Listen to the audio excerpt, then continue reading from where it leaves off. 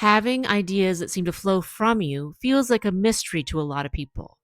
There must be some secret. There isn't. It's just doing the work.